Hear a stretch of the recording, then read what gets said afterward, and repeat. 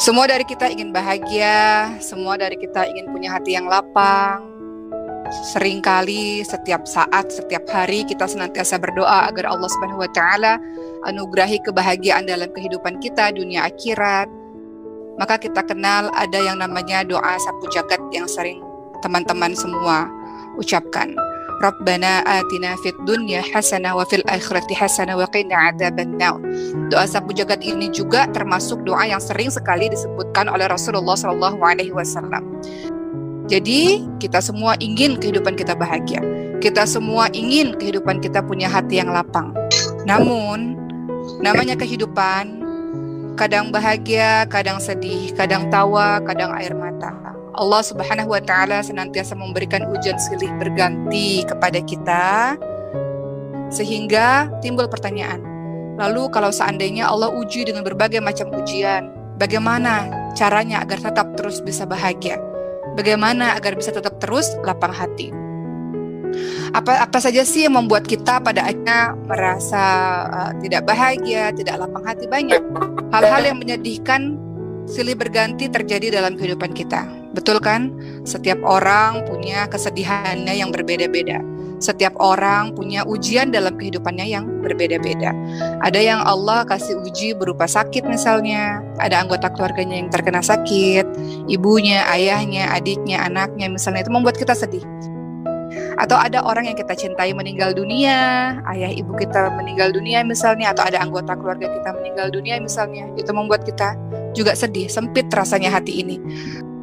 Saya teringat seorang teman berkata pada Uma, teman-teman semua, ibu saya baru saja wafat. Selama ini berbelas-belas tahun saya yang mengurusinya. Rasanya separuh jiwa saya hilang gitu.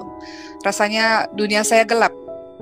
Nah, itu kan normal terjadi pada seorang manusia. Pemutus kelezatan kan kematiannya. Jadi kalau Allah uji kita dengan kematian atau wafatnya orang yang kita cintai, penyebab kebahagiaan kita sirna. Penyebab hati kita terasa sempit. Atau misalnya Allah uji kita dengan kekurangan ekonomi, kesempitan ekonomi, hutang yang banyak dan sebagainya, membuat hati kita sempit, membuat kita tidak bahagia, tidak enak menjalani kehidupan ini. Atau kita dengar kabar buruk, atau dan yang lain-lain lah. Banyak sekali hal-hal yang membuat kita bersedih, membuat kita terpuruk, membuat kita down, membuat kita putus asa, membuat hati kita sempit. Maka itulah sebabnya kenapa lapangnya hati atau kebahagiaan adalah sebuah nikmat yang sangat besar. Itu sebabnya kenapa kalau kita lihat teman-teman sekalian, Allah menyebutkan kebahagiaan atau lapang hati ini adalah nikmat yang sangat besar. Teman-teman lihat dalam surah Al-Insyirah ayat 1. Allah Subhanahu wa taala berkata apa kepada Nabi Muhammad SAW? Alam nashrah laka sadrak. Bukankah aku telah melapangkan dadamu, wahai Muhammad? Bukankah Allah Subhanahu wa taala telah membuat hati Rasul lapang? Jadi jangan sedih, jadi jangan takut. Allah buat hati lapang. Allah buat hati Rasulullah terus bercahaya, penuh dengan ketenangan, penuh dengan kesejukan. Jadi lapang hati atau kebahagiaan hati itu nikmat terbesar. Salah satu nikmat terbesar. Itu juga kalau kita lihat teman-teman semua, bagaimana Nabi Musa alaihissalam berdakwah kepada Fir'aun juga minta kelapangan hati kan. Dalam keadaan itu Nabi Musa alaihissalam merasa takut. Fir'aun itu raja yang sangat besar, punya bala tentara yang sangat hebat. Nabi Musa alaihissalam diminta oleh Allah berdakwah kepada Fir'aun. Itu juga kenapa Nabi Musa alaihissalam pada akhirnya meminta kepada Allah Subhanahu wa taala kelapangan hati ketika berdakwah kepada Fir'aun. Kenapa? Nabi Musa alaihissalam tahu betapa besar kekuatan Fir'aun, betapa hebatnya Fir'aun, raja dan bala tentaranya. Maka mungkin ada perasaan takut, ada perasaan tidak berdaya, ada perasaan tidak tenang. Maka Nabi Musa minta kelapangan hati kepada Allah Subhanahu wa taala dengan doa yang selalu kita ucapkan biasanya dalam kehidupan kita kalau kita hendak menyampaikan dakwah. Apa doa dari Nabi Musa alaihissalam ketika ingin berdakwah kepada Fir'aun? Rabbi shrah li sadri wa yassir li amri wahlul 'uqdatam min lisani yafqahu qawli. Dalam surah Thaha ayat ke-26. Nabi Musa alaihissalam minta, ya Allah, lapangkanlah dadaku ya Allah, mudahkan urusanku ya Allah, lepaskan kekakuan dari lidahku supaya mereka mengerti perkataanku. Ya Allah, aku minta padamu ya Allah, lapangkan dadaku ya Allah, Rabbi shrah li sadri wa yassir li amri, jadikanlah perkaraku menjadi mudah ya Allah. Jadi kita lihat bahwa setelah ayat-ayat tadi, kebahagiaan atau lapang hati adalah salah satu nikmat terbesar, dan kemudian kebahagiaan dan kelapangan hati itu bisa kita minta kepada Allah Subhanahu wa taala.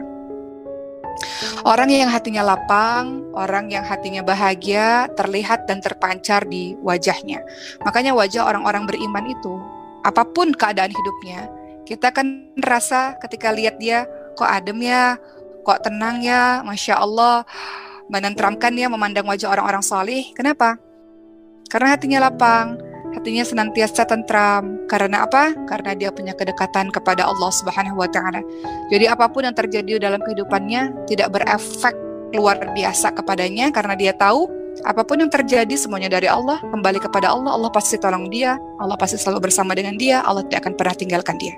Jadi untuk apa terpuruk berlama-lama, bersedih berlama-lama, seperti itu. Maka pada hari ini santri-santri umat sekalian dan juga teman-teman yang bergabung dari berbagai macam daerah, hari ini Uma akan membahas mengenai 8 penyebab lapangnya jiwa dan tenangnya hati yang disampaikan oleh Imam Ibnul Qayyim rahimahullah. Jadi Ibnu Qayyim rahimahullah mengatakan ada sebab-sebab terbesar yang membuat lapangnya jiwa kita, lapangnya hati kita. Apakah 8 poin itu? Inilah yang akan kita bahas pada hari ini. 8 penyebab lapangnya jiwa dan tenangnya hati menurut Imam Ibnul Qayyim rahimahullah. Yang pertama adalah tauhid. Tauhid, mengesahkan Allah Subhanahu wa taala. Teman-teman lihat dalam surah Az-Zumar ayat ke-22, Allah Subhanahu wa taala berfirman, A'udzu billahi minasyaitonir rajim. Afaman syarahallahu sadrahu lil islami fahuwa ala nurim min rabbih. Bukankah seseorang yang hatinya lapang di dalam menerima Islam, maka hati itu terus-menerus berada dalam cahaya Rabb-nya? Jadi tauhid adalah paling utama yang menyebabkan ketentraman hati. Juga kita lihat dalam surah Al-An'am ayat ke-125. Barang siapa yang dikehendaki Allah mendapat petunjuk, maka Allah melapangkan dadanya dalam menerima Islam. Dan barang siapa yang Allah kehendaki kesesatan, maka Allah akan jadikan hatinya berat dan sempit, seakan-akan seolah dia sedang mendaki langit. Demikianlah Allah menjadikan kehinaan bagi orang-orang yang tidak beriman. Jadi keislaman kita, ketauhidan kita kepada Allah Subhanahu wa taala adalah yang paling utama yang membuat hati kita tentram dan jiwa kita terasa tenang.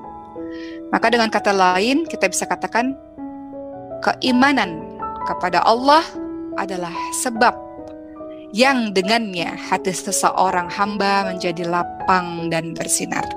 Tauhid dan keimanan itu nomor pertama. Makanya dalam surah Al-An'am 162 kita mengatakan begini. Allah Subhanahu wa taala berfirman yang artinya, katakanlah sesungguhnya salatku, ibadahku, hidupku, matiku semuanya hanya milik Allah Subhanahu wa taala. Ya. Inna salati wa nusuki wa mahyaya wa mamati lillahi rabbil alamin. Salatku ya Allah, hidupku, matiku, ibadahku, salatku, ibadahku, hidupku, matiku semuanya adalah milik Allah Subhanahu wa taala. Jadi kalau ada keimanan dan tauhid di dalam diri kita, kita berdoanya hanya kepada Allah, bersandar penuhnya hanya kepada Allah, bertawakalnya kepada Allah, minta pertolongan hanya kepada Allah, tahu bahwa Allah yang menciptakan dan memberikan penyakit misalnya, Allah pula yang menyembuhkan, Allah yang mengambil orang yang kita cintai misalnya, Allah pula yang menggantikannya dengan yang lain. Allah membuat kita kehilangan sesuatu, Allah ganti dengan yang lain, dan banyak hal. Jadi keimanan kepada Allah Subhanahu wa taala membuat hati kita merasa tenang, karena kita tahu bahwa kita tidak sendirian. Kalau ada apa-apa kita bisa mengadu kepada Allah Subhanahu wa taala dan Allah pasti tolong kita. Dan kita tahu Allah punya nama-nama baik, sifat-sifat baik. Allah Ar-Rahman Ar-Rahim. Allah Maha Pengasih, Allah Maha Penyayang kepada hambanya. Teringat sebuah kisah sahabat-sahabat sekalian, bagaimana pada saat itu setelah perang ada seorang ibu yang kebingungan mencari bayinya. karena dia ingin menyusui bayinya dalam kondisi pasca perang. Maka Rasul katakan kepada para sahabat, lihat ibu itu. Lihat betapa kebingungannya ibu itu. Lalu ibu itu pada akhirnya menemukan sang bayi, dan kemudian ibu itu langsung buka baju, nggak peduli lagi dengan orang sekitar, dan langsung disusui bayinya, saking sangat mencintai bayinya. Kemudian Rasul katakan, bagaimana pendapat kalian wahai para sahabatku jika ada kobaran api dan ibu itu diminta untuk melemparkan bayi itu ke kobaran api? Apakah ibu itu mau? Maka para sahabat mengatakan, tentu ibu itu tidak akan mau. Sang ibu sangat mencintai anaknya. Maka kata Rasulullah SAW, Allah Subhanahu wa Ta'ala lebih mencintai hambanya daripada cinta seorang ibu kepada anaknya. Jadi dengan keimanan kepada Allah Subhanahu wa Ta'ala, dengan tauhid kepada Allah, salah satu tauhid adalah kita mengetahui sifat-sifat Allah yang Maha Pengasih, Maha Penyayang. Kita tidak akan merasa takut, kita tidak akan merasa sedih, kita tidak akan pernah merasa terpuruk, karena kita tahu Allah sayang pada kita. Kita tahu Allah akan tolong kita. Kita tahu Allah selalu bersama dengan kita. Kadang kalau Uma sedih, kalimat yang salah satu sering Uma mengingatkan diri sendiri, la tahzan innallaha ma'ana. Nggak usah sedih, Allah sama kita kok. Allah selalu sama kita kok. Allah cuma uji sebentar aja kok. Setelah itu pasti Allah akan tolong kita. Ya, jadi seperti itu. Jadi cara buat kita bahagia dan lapang hati adalah ketauhidan dan keimanan kepada Allah Subhanahu wa Ta'ala. Berarti kebalikannya, yang membuat kita menjadi sedih, hati menjadi sempit adalah kesyirikan. Kesyirikan itu membuat kita tidak merasa aman, tidak merasa nyaman, dan tidak merasa bahagia dalam kehidupan. Contoh kesyirikan apa? Memohon kepada selain Allah, memohon kepada manusia, memohon kepada hal-hal yang lain kepada selain Allah, atau datang ke kuburan minta hajat, ya, atau datang ke benda-benda keramat, dan kesyirikan-kesyirikan lainnya. Terkesan dalam waktu singkat masalah kita terselesaikan, tapi sesungguhnya itu membuat hati kita sempit karena bergantung kepada selain Allah Subhanahu wa Ta'ala. Jadi kokohkan tauhid, yaitu apa? Tauhid itu adalah kita berdoanya hanya kepada Allah, kita tahu segala sesuatu ciptaan Allah, Allah yang kasih, Allah yang selesaikan sebuah permasalahan juga, dan kita tahu Allah punya nama-nama baik yang sangat luar biasa di Asmaul Husna-nya Allah Subhanahu wa Ta'ala. Yang kedua, setelah keimanan dan ketauhidan, yang membuat kita merasa tenang dalam kehidupan ini, merasa bahagia jiwanya, lapang hatinya adalah ilmu. Ilmu. Menyibukkan diri dengan mempelajari ilmu-ilmu yang bermanfaat dapat mengalihkan hati seseorang dari sesuatu yang dapat menggoncangkan hatinya. Di antara kita pada hari Jumat ini, pasti ada nih di antara banyak orang, beberapa orang yang hatinya sedang sedih sebetulnya, hatinya tergoncang sebetulnya, hatinya tidak sedang baik-baik saja sebenarnya. Tapi ketika kita berada dalam majelis ilmu seperti sekarang, itu membuat ketentraman jiwa kita, membuat hati kita bahagia, membuat hati kita lapang. Menyibukkan diri dengan mempelajari ilmu yang bermanfaat dapat mengalihkan perhatian kita dari hati-hati yang sedih, dapat membuat kita melupakan perkara-perkara yang sedih yang ada dalam kehidupan kita. Jadi menuntut ilmu yang bermanfaat itu bisa menyejukkan jiwa seseorang. Teman-teman lihat dalam hadis riwayat Muslim, Rasulullah SAW bersabda, tidaklah suatu kaum berkumpul di salah satu rumah Allah untuk baca Al-Quran dan mempelajarinya di antara mereka, kecuali Allah turunkan ketenangan, dilingkupi rahmat Allah, dikelilingi para malaikat, dan Allah memuji-muji mereka di hadapan para malaikat. Itu yang terjadi. Ya, jadi teman-teman sekalian, kita tahu bahwa salah satu yang membuat hati kita tentram adalah dengan mempelajari ilmu. Ilmu apa? Salah satunya yang paling penting adalah ilmu agama. Salah satunya adalah Al-Quran. Jadi kalau orang-orang yang sedang berkumpul bersama-sama mempelajari agama, mempelajari Al-Quran, atau pada hari ini kita sama-sama mengkaji ayat-ayat Allah Subhanahu wa Ta'ala, maka Allah akan turunkan ketenangan di hati kita. Allah akan buat kita diberikan rahmat darinya. Kita dikelilingi oleh para malaikat Allah, dan Allah puji-puji kita di hadapan para malaikat. Jadi mungkin selama 1 jam ini, dari jam 10 sampai jam 11 kita berada di majelis ilmu ini, Mungkin ini sedikit membuat kita lupa kalau di antara kita ada yang sedang bersedih terhadap sesuatu. Karena memang itulah ilmu yang membuat kita merasa tentram dan tenang, apalagi ilmu agama. Ya, kalau kita lihat teman-teman semua, Mu'adz bin Jabal radhiyallahu anhu, beliau berkata, ilmu adalah pemimpin amal dan amalan itu berada di belakang setelah adanya ilmu. Jadi penting bagi kita kalau kita sedikit membahas mengenai ilmu. Jadi penting bagi kita untuk mempelajari ilmu. Kenapa? Karena ilmu adalah al-ilmu imamul amal. Ilmu adalah pemimpin amal. Atau ulama hadis terkemuka namanya Al-Bukhari. Imam Bukhari berkata, al-ilmu qabla al-qawli wal-amali. Ilmu sebelum berkata dan berbuat. Jadi pentingnya kita mempelajari ilmu bukan hanya menenteramkan hati kita, tapi dengan adanya ilmu, maka yang keluar dari diri kita itu sesuai dengan jalurnya. Orang berilmu, kata-katanya penuh dengan ilmu. Orang yang berilmu, perbuatannya sesuai dengan, insya Allah mudah-mudahan, kalau ada akhlak yang menyeleweng, dia tahu itu tidak benar, sehingga dia cepat balik ke jalurnya. Jadi itu sebabnya kenapa Imam Bukhari tadi mengatakan ilmu sebelum berkata dan berbuat. Jadi pentingnya kita mempelajari ilmu-ilmu, ya. Mungkin tidak ada masalah kalau mau bahas mengenai keutamaan ilmu sedikit saja, supaya kita bersemangat untuk menuntut ilmu. Kenapa? Selain membahagiakan dan menenteramkan hati, ternyata keutamaan ilmu adalah yang pertama, Allah akan tinggikan derajat orang-orang yang berilmu di dunia dan di akhirat. Dalam surah Al-Mujadalah atau Al-Mujadilah ayat 11 itu menjadi dalilnya. Allah Subhanahu wa taala berfirman, A'udzu billahi minasyaitonir rajim.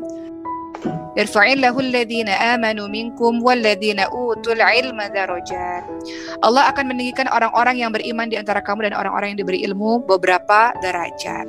Jadi keutamaan orang berilmu, Allah akan tinggikan derajat kita. Kedua, orang yang berilmu, yang sedang menuntut ilmu, orang yang berilmu adalah cahaya yang banyak dimanfaatkan manusia. Jadi orang berilmu itu dia tuh bercahaya, dan cahaya itu banyak dimanfaatkan untuk manusia. Dalilnya apa? Dalilnya ada dalam hadis riwayat muttafaqun alaih. Ada orang yang membunuh 99 orang. Dia datang kepada ahli ibadah, aku mau bertobat. Kata ahli ibadah, tidak mungkin bisa. Engkau sudah membunuh 99 orang, tidak mungkin bisa. Pembunuh ini kesal sehingga dia bunuh lagi ahli ibadah tersebut. 100 orang sudah dia bunuh. Lalu dia datang kepada orang berilmu, aku mau taubat, aku mau jadi orang baik, bagaimana caranya? Maka orang berilmu ini mengatakan, tentu saja bisa. Kalau engkau ingin berubah, pindah dari tempat ini untuk menuju ke tempat yang baik, hijrah supaya pergaulanmu, lingkunganmu semuanya orang-orang yang baik, sehingga mudah engkau menjadi orang baik. Di tengah perjalanan orang ini kemudian wafat, dan pada saat itu malaikat rahmat dan malaikat azab saling berebut. Ini orang mau dibawa kemana? Ke surga, ke neraka. Akhirnya oleh Allah Subhanahu wa taala jasad itu didekatkan di tempat yang menuju tempat hijrahnya, maka orang ini pun mendapatkan surga Allah Subhanahu wa taala. Ya, artinya di sini kita lihat orang berilmu memberikan cahaya, memberikan pesan kebaikan kepada banyak orang. Jadi orang berilmu adalah cahaya yang cahayanya dimanfaatkan untuk manusia, untuk urusan agama, dunia mereka. Yang ketiga, orang-orang berilmu yang kita sedang menimba ilmu. Ilmu adalah warisan para nabi. Rasulullah SAW bersabda dalam hadis riwayat Abu Daud, sesungguhnya para nabi tidak mewariskan dinar dirham, mereka hanya mewariskan ilmu. Barang siapa yang mengambil ilmu, maka dia telah memperoleh keberuntungan yang banyak. Jadi kita di dunia ini yang kita kejar apa sih? Salah satu yang kita kejar adalah ilmu. Ilmu supaya kita mendapatkan keberuntungan yang banyak. Dan yang keempat, orang yang berilmu itu akan mendapatkan seluruh kebaikan. Kata Rasulullah dalam hadis riwayat Bukhari Muslim, barang siapa yang Allah kehendaki mendapatkan seluruh kebaikan, maka Allah memahamkan dia terhadap agama. Jadi cara supaya kita bisa bahagia dan tenang jiwa kita adalah dengan mengejar ilmu atau terus belajar, adalah menjadi orang-orang yang berilmu. Ya, seperti yang teman-teman lakukan pada hari ini, teman-teman sedang menuntut ilmu. Teman-teman berada di Maskal Huffaz sedang menuntut ilmu.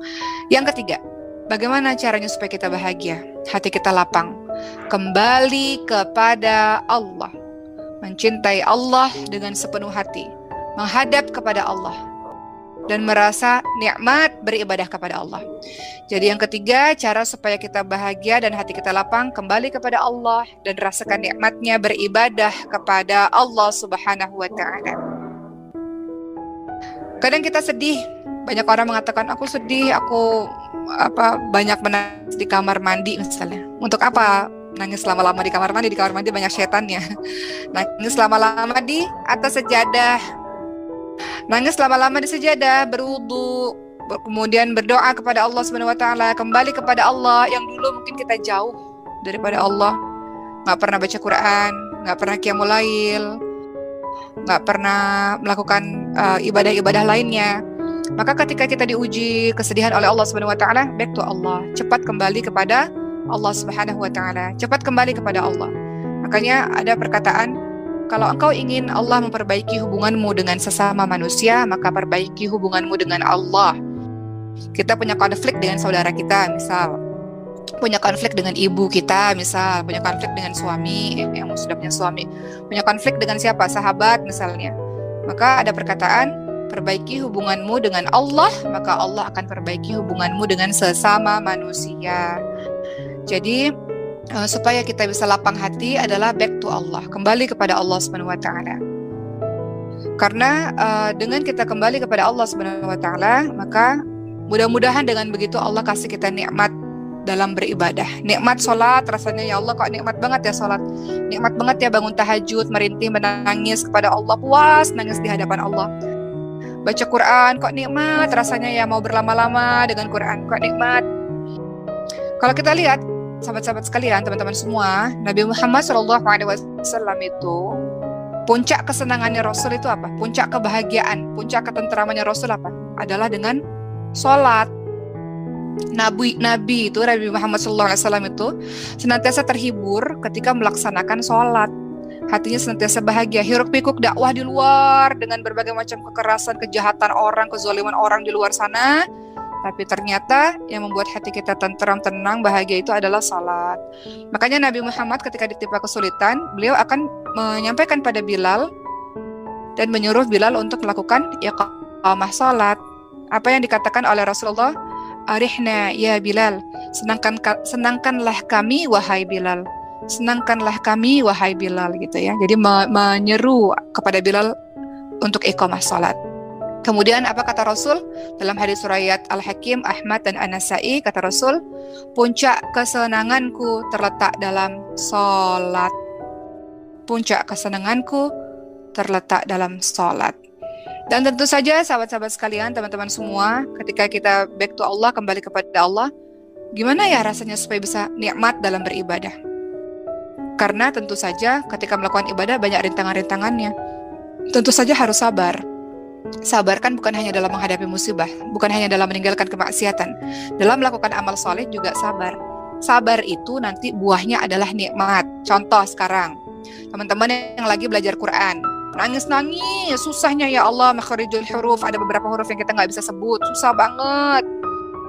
Kok ngapalin susah banget, sabar, harus dipaksakan dan harus sabar. Lama-lama kan nikmat. Lama-lama kalau udah bisa nikmat kan. Begitu pula misalnya sholat malam, aduh kok kayaknya ngantuk, kok kayaknya capek, ya sabar, dipaksakan, lama-lama itu akan menjadi nikmat. Ada seorang ulama berkata begini teman-teman sekalian, saya melatih diri bangun sholat malam selama 20 tahun. Saya melatih diri untuk bangun sholat malam selama 20 tahun. Kemudian aku merasakan nikmatnya selama 20 tahun kemudian. Artinya setiap bentuk amal ibadah yang dilakukan terus-menerus maka akan menimbulkan kesenangan yang akan dirasakan oleh pelakunya, yang dirasakan oleh orangnya. Begitu juga dengan para pencari ilmu, sama. Awalnya dipaksa harus belajar, susah banget sih ini ya Allah, susah banget. Tugas hafalan kok berat banget, target-target kok banyak banget, misalnya untuk para penghafal Quran yang lagi di Maskah Hufat. Tapi lama-lama dia bisa, akhirnya ilmu itu menjadi hobi dan kesenangan untuknya. Jadi yang nomor 3 adalah supaya kita bisa menjadi orang yang hatinya tenang. Yang ketiga adalah kembali kepada Allah Subhanahu wa Ta'ala dan merasakan nikmatnya beribadah kepada Allah. Kemudian yang keempat, cara supaya hati kita lapang dan senantiasa terus bahagia, terus tenang adalah terus-menerus zikrullah, zikir kepada Allah dimanapun dan kapanpun. Orang saleh, orang yang beriman kepada Allah, hatinya tidak kosong, lisannya pun tidak kosong, dia tidak bengong atau mikir yang macam-macam, tapi di tengah diamnya dia zikrullah, dia berzikir kepada Allah Subhanahu wa taala. Ada seorang laki-laki berkata kepada Rasulullah, Rasul, sesungguhnya syariat Islam atau amalan sunnah itu kan banyak sekali yang harus kami jalankan, katanya. Mana sih yang kami harus pegang setelah menunaikan yang wajib? Maka Rasul menjawab, hendaklah lisanmu selalu basah. Kemudian apa kata Rasulullah ketika ditanya, Rasul, ibadah apa sih yang ibadah sunnah yang kami bisa kerjakan? Soalnya ibadah sunnah banyak sekali, apa yang harus kami kerjakan? Maka kata Rasul apa? Hendaklah lisanmu selalu basah dengan berzikir kepada Allah. Jadi maksudnya terus-meneruslah berzikir kepada Allah Subhanahu wa taala. Atau dalam surah Al-Jumu'ah ayat 10, teman-teman lihat di situ Al-Jumu'ah ayat 10, Allah Subhanahu wa taala berfirman, A'udzubillahi minasyaitonir rajim, wadhkurullaha katsiran la'allakum tuflihun. Dan ingatlah Allah banyak-banyak supaya kamu beruntung. Ya, jadi silakan zikrullah. Tentu saja Al-Qur'an itu bagian dari mengingat Allah Subhanahu wa taala. Tapi kalau teman-teman tidak bersama dengan Al-Qur'an, di lisannya atau di hatinya murojaah Al-Qur'an, kalau nggak punya hafalan Quran, apa yang harus dilakukan? Ya zikrullah dengan mudah, subhanallah walhamdulillah wala ilaha illallah Allahu akbar. Atau beristighfar kepada Allah, astaghfirullahaladzim, astaghfirullahaladzim. Atau Allah, apapun itu untuk mengingat Allah Subhanahu wa taala, ya. Dan dalam surah Ar-Ra'd, atau sebagian teman-teman mengatakan Ar-Ra'd ayat ke-28, Ar-Ra'd ayat ke-28, ala bidzikrillah tatma'innul qulub. Ingatlah hanya dengan mengingat Allah maka hati kita menjadi tentram. Jadi zikrullah dan membaca Al-Qur'an itu adalah zikir terbaik. Membaca Al-Qur'an, murajaah, mempunyai hafalan sehingga kita bisa melantunkan dalam kesempatan apapun di lisan kita, di hati kita, maka bersyukurlah, bahagialah bagi teman-teman yang memiliki hafalan-hafalan Al-Qur'an. Yang kelima, bagaimana caranya agar hati kita senantiasa tentram, jiwa kita terasa lapang, adalah kita berbuat baik. Banyak berbuat baik pada orang lain, berbuat baik pada makhluk. Banyak berbuat baik. Apapun yang bisa kita lakukan, kita mengambil peran untuk berbuat baik di situ. Hal kecil misalnya, teman-teman punya kucing, kucingnya dikasih makan. Uma teringat ini, kemarin di Angkatan 1 Maskan Lufat Ikhwan, mereka ini kan punya kucing ternyata di asrama Ikhwan. Nggak tahu sekarang masih ada apa nggak. Kucingnya banyak gitu. Dikasih karpet, ya Allah, pas Uma datang. Jadi kucingnya ini selain dikasih makan enak, kayaknya makanan kucingnya lebih enak tuh daripada makanan santri kayaknya ya.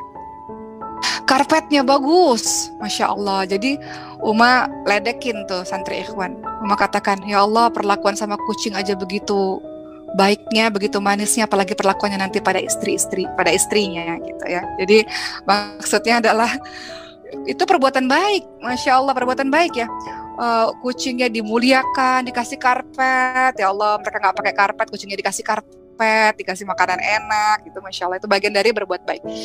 Jadi apapun kita berbuat baik, teman-teman sekalian, termasuk kita tersenyum, tentu saja bagian dari berbuat baik. Tersenyum pada semua orang, jangan tersenyum pada orang tertentu saja, tersenyum pada semua orang, pada siapa tukang sapu di jalanan atau siapapun itulah, memberikan senyum, melempar senyum, itu termasuk dengan perbuatan amal saleh.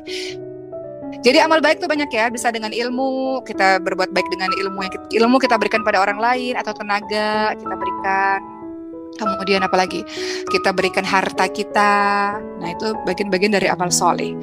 Dalam pembangunan Maskan Hufaz nih teman-teman sekalian, kalau ada yang bukan santri di sini, Maskan Hufaz sekarang lagi pembangunan pesantren. Banyak yang menyumbang, tidak dengan uang. Contoh, seorang arsitek mengatakan, saya mau dong menyumbang bersedekah dengan gambar untuk membangun Maskan Hufaz. Jadi beliau sedekahnya gambar gitu. Atau ada tukang jahit, saya mau dong ngajarin anak-anak Maskan Hufaz menjahit misalnya, jadi sedekahnya dengan menjahit dengan keahlian yang beliau miliki. Jadi apapun lah kebaikan sekecil apapun yang kita bisa lakukan, maka kita lakukan. Teman-teman lihat dalam surah An-Nahl ayat ke-97. Allah Subhanahu wa taala berfirman yang artinya, barang siapa yang mengerjakan amal saleh, amal kebaikan, baik laki-laki maupun perempuan dalam keadaan beriman, maka sesungguhnya Allah berikan kepadanya kehidupan yang baik. Dan sesungguhnya Allah akan berikan kepada mereka pahala yang lebih baik dari yang mereka kerjakan. Jadi ketika kita berbuat baik pada orang lain, sesungguhnya kita lagi berbuat baik sama diri kita sendiri. In ahsantum ahsantum li anfusikum. Kebaikan yang engkau lakukan adalah untuk dirimu sendiri. Jadi nggak ada yang sia-sia dalam setiap perbuatan baik. Mau nggak dilihat orang kebaikan kita, mau nggak dihargain orang kebaikan kita, mau orang nggak tahu kita ini orang yang berbuat baik, ya nggak apa-apa. Allah Subhanahu wa taala Maha melihat, Maha membalas setiap kebaikan-kebaikan kita ya. Jadi kebaikan kita itu membuat kita bahagia. Perbuatan baik itu membuat kita bahagia gitu. Membuat orang lain bahagia, kita bisa menyelamatkan kehidupan orang, membantu orang. Itu sebenarnya yang bahagia itu kita. Membuat orang tersenyum, kita tolong orang nih, misalnya nih orang dilanda kesulitan ekonomi, misalnya anaknya sakit gitu ya. Kemudian akhirnya kita bisa bantu dan dia bisa sembuh anaknya karena pertolongan kita. Dia bahagia, sesungguhnya yang lebih bahagia adalah kita. Kita ini bahagia kalau kita melakukan amal soleh. Betul tidak? Coba rasakan sendiri. Kayaknya kok nikmat gitu ya. Setiap kita selesai buat amal baik tuh kayaknya bahagia hatinya kita. Ya, jadi perbanyak perbuatan amal soleh, kebaikan apapun itu, sekecil apapun itu. Jadi orang baik. Kemudian yang keenam, kata Ibnu Qayyim rahimahullah, apa yang membuat hati kita tentram adalah keberanian. Keberanian itu maksudnya apa? Orang yang pemberani itu dia lapang jiwanya. Dan orang yang penakut dia paling sempit jiwanya. Berani. Jangan takut hanya kepada Allah Subhanahu wa taala saja, berani kalau kita memang berada dalam posisi yang benar, berani dalam melakukan kebaikan, berani dalam menyampaikan kebenaran, berani dalam mendukung orang-orang yang betul, orang-orang yang baik, berani dalam menampilkan kebaikan-kebaikan. Jadi bukan menjadi orang yang pengecut dan penakut gitu. Melihat kezaliman takut, nggak mau melakukan sesuatu untuk perbaikan, berani. Katakan yang benar itu benar, yang salah itu salah, itu bagian dari jiwa yang berani. Berani dalam membela agama ini, berani dalam membela kebaikan, berani dalam membela orang-orang yang benar, itu berani. Ya, keberanian. Karena banyak dari kita yang takut, yang menjadi orang-orang yang takut melihat ada kezaliman depan mata, nggak mau melakukan sesuatu. Tapi kita harus punya jiwa keberanian untuk mendukung sebuah kebenaran. Kemudian yang ketujuh, cara untuk menjadi diri yang tenang, jiwa yang lapang adalah mengeluarkan sifat-sifat yang tercela dalam hati kita. Dalam hati kita ini kadang penyakit hatinya banyak. Ada iri, dengki, gak suka ngelihat orang. Kenapa sih dia kaya, saya kok enggak? Kenapa sih dia sukses berhasil, saya kok enggak? Saya tuh sebenarnya lebih bisa daripada dia. Kenapa dia yang Allah kasih kebahagiaan? Iri, dengki, marah, berlarut-larut, dendam pada orang. Itu membuat sempit jiwa kita. Kita marah sama orang, kemudian dendam bertahun-tahun, dendam kusumat ya, dendam bertahun-tahun. Yang rugi siapa? Diri kita sendiri. Hati kita sempit, hati kita penuh dengan kebencian, terlihat di wajah. Berpikir tentang kebencian, berpikir tentang gimana caranya balas dendam dan sebagainya. Sempit jiwa kita. Allah Maha Adil. Orang zalim sama kita, Allah yang balas kok. Dan nggak ada yang luput dari balasan Allah Subhanahu Wa Taala. Jadi tenang saja. Hatinya minta Allah bersihkan hati kita. Kalau seandainya pun kita merasa marah pada orang, minta sama Allah untuk sembuhkan hati kita. Terluka, minta sama Allah untuk sembuhkan hati kita. Ya, di antara tanda hati yang sakit adalah pemiliknya tidak merasa terluka akibat tindakan-tindakan kemaksiatan. Jadi karena terlalu banyak penyakit, jadinya kita nggak lagi ngerasa salah gitu. Kita lakukan berbagai macam maksiat, kita nggak lagi ngerasa. Karena dosa itu sesungguhnya dosa apa? Sesuatu yang menggelisahkan hati dan gak ingin orang lain tahu itu dosa. Tapi kalau dosa maksiat udah terlalu banyak, gak berasa lagi hati kita. Maka itu disebut dengan hati yang mati. Ya, ada pepatah mengatakan begini, tidaklah menyakiti luka yang ada pada mayat, Jadi kalau hati udah sakit, hati udah penuh dengan dosa, kalau buat dosa lagi, udah gak bergetar lagi hatinya. Sementara orang beriman kalau buat dosa, dia bergetar hatinya, dia takut pada Allah, dia tahu ini salah. Tapi orang yang hatinya udah busuk, udah mati, yang terlalu banyak dosa, terlalu banyak penyakit hati, udah gak bisa lagi membedakan mana yang baik, mana yang buruk. Ya, dia tetap terus menjaga dosa dalam hatinya. Ya, maka yang harus kita lakukan mengeluarkan segala macam penyakit hati dalam diri kita. Dalam surah Al-A'raf ayat 201 Allah Subhanahu wa taala berfirman yang artinya, sesungguhnya orang-orang yang bertakwa bila ditimpa was-was dari syaitan, mereka akan ingat Allah, dan ketika itu juga mereka akan melihat kesalahan-kesalahannya. Dan terakhir, apa yang membuat hati kita lapang, jiwa kita tenang adalah meninggalkan segala hal yang berlebih-lebihan. Apa itu yang berlebih-lebihan? Berbicara berlebih-lebihan. Kemudian bergaul dengan manusia secara berlebih-lebihan. Mengeluarkan harta boros secara berlebih-lebihan. Semua yang berlebih-lebihan kita tinggalkan. Berbicara nggak ada gunanya, yang berlebih-lebihan kita tinggalkan. Bergaul dengan manusia, terlalu banyak nongkrong sana-sini nggak jelas, kita tinggalkan.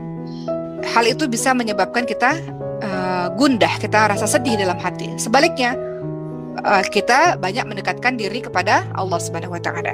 Jadi meninggalkan segala hal yang berlebih-lebihan, berbicara yang berlebih-lebihan tanpa manfaat, mendengarkan yang berlebih-lebihan tanpa manfaat. Contoh, di YouTube atau di Instagram stalking, 24 jam stalking Instagram orang terus atau YouTube terus yang tidak ada manfaatnya, itu berlebih-lebihan. Itu yang harus kita tinggalkan. Jadi itulah perkataan dari Ibnul Qayyim rahimahullah dalam kitab Zadul Ma'ad jilid 2 halaman 32 ya, dijelaskan bahwa 8 poin yang membuat kita tentram. Ulangin sekali lagi, adalah yang pertama, kata Ibnul Qayyim rahimahullah, yang pertama adalah tauhid dan keimanan. Kemudian kedua adalah dengan ilmu. Kemudian yang ketiga adalah dengan kembali kepada Allah dan rasa nikmat beribadah kepada Allah Subhanahu wa taala. Yang keempat, terus-menerus berzikir kepada Allah Subhanahu wa taala. Kelima, banyak berbuat baik kepada makhluk, banyak berbuat baik kepada orang lain. Keenam, memiliki jiwa yang berani.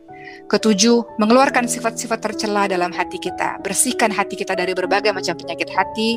Dan kedelapan adalah meninggalkan hal-hal yang berlebih-lebihan di dalam kehidupan kita. Jadi dengan 8 poin itu, insya Allah mudah-mudahan Allah berikan taufik pada kita untuk bisa menjalankannya dan hidup kita merasa tentram, insya Allah.